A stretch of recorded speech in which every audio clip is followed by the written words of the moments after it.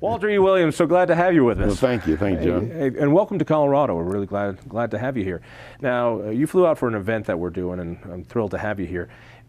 We flew you out on a private jet. What would have happened if we flew you out on commercial? I'm just curious about it. I might have been in jail because I'm not as compliant with the TSA as most Americans. As a matter of fact, a good name, what the pilots call the TSA, they say it's an acronym for thugs standing around.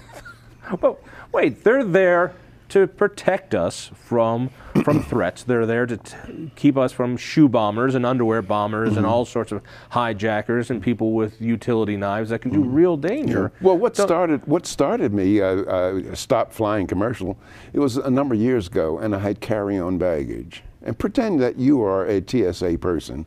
And so the guy found an eyeglass repair kit in my carry-on. And he told me I could take the screws, but I could not take the screwdriver.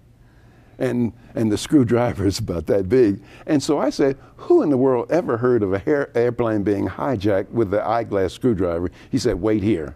And his supervisor came up and he said, well, what's wrong? And so he said, leave it. Either it stays here or you don't get on the plane.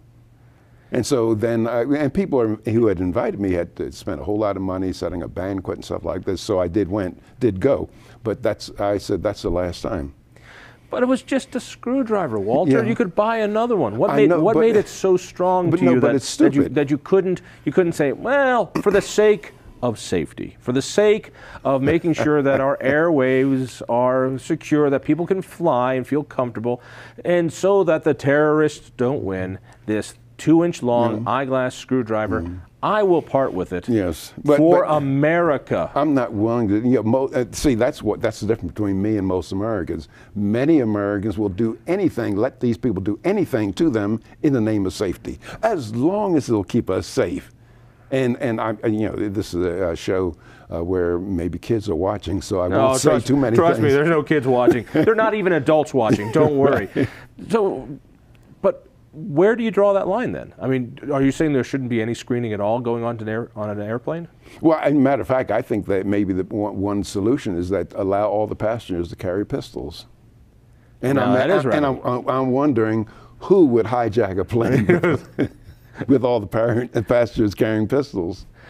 Would you trust me with a pistol on an airplane? Well, as long as I had one.